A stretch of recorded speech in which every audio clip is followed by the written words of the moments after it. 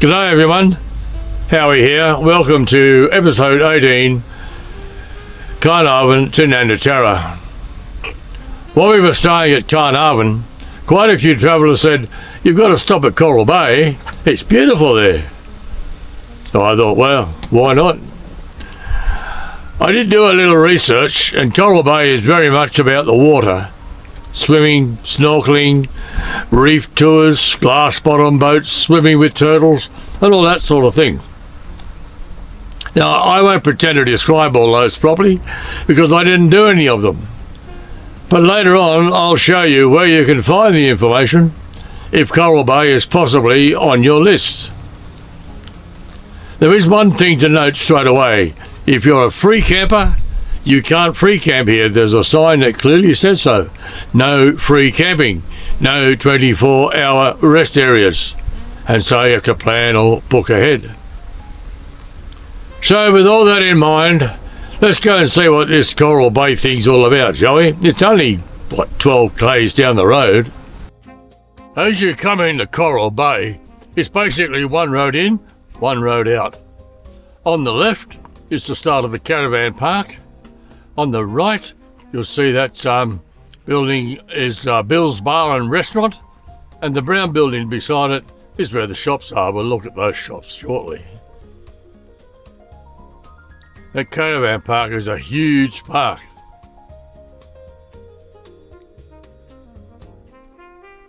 You drive into the Caravan park and book for 2 nights.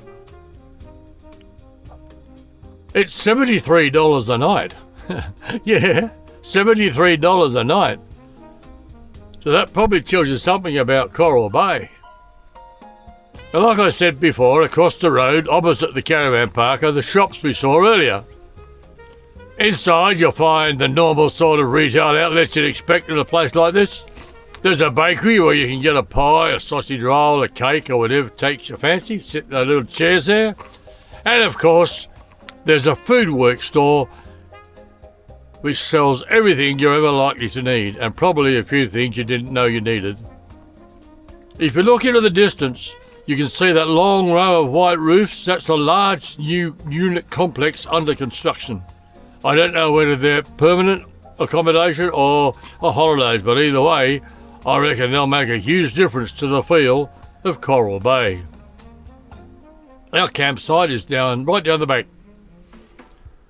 And you see that car coming down the hill there? Well, that's the hill you go up to reach the boat ramp. Now, I know that sounds a bit odd, going uphill to get to the boat ramp, but we'll have a look at that in a minute. That's also where you go for fuel.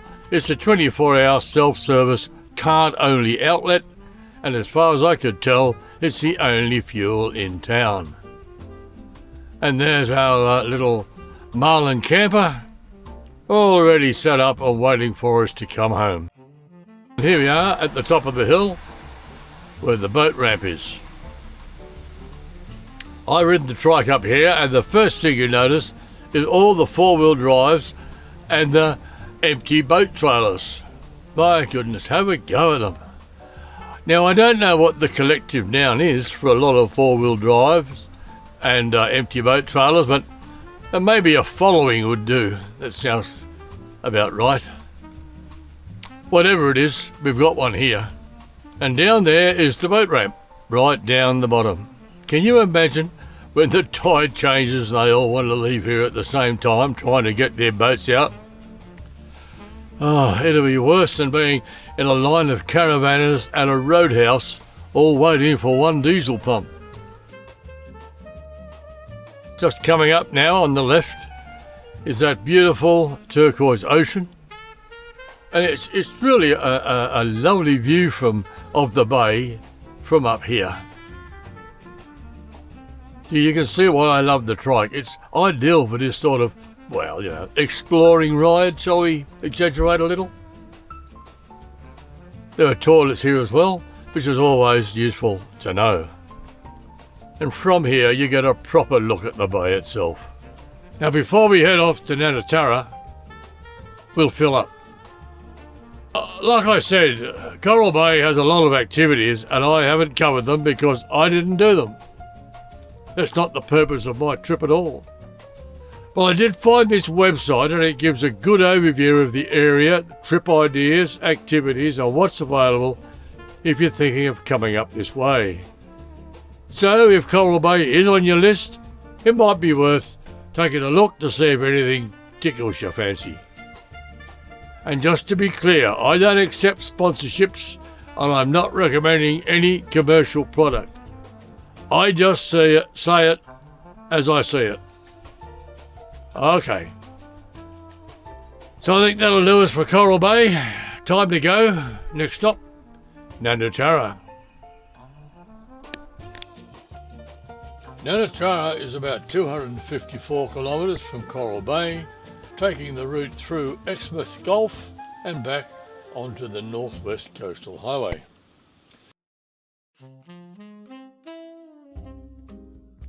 The country through here is mostly open, grassed in places, lightly brushed, and never too far away from another flood warning.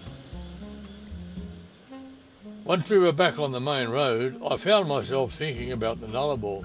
In some ways the landscape looks a little similar, wide, open, dry and stretching away into the distance. But for me, it didn't have the same feeling. Now that's not a criticism of this country. It's more a reminder of how powerful the Nullarbor felt to me.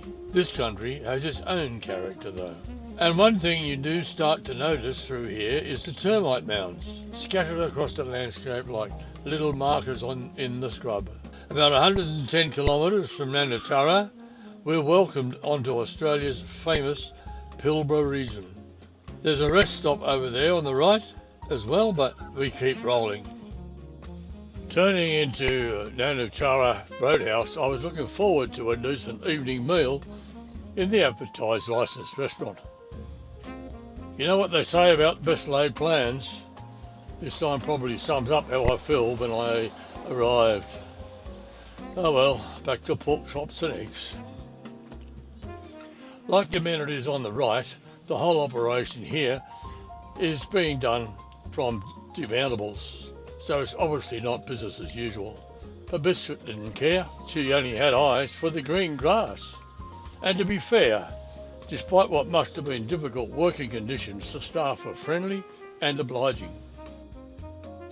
The sights were okay, the evening was quiet enough, and before long the Roadhouse started to settle. One by one the lights in the caravans went out and campers went to bed.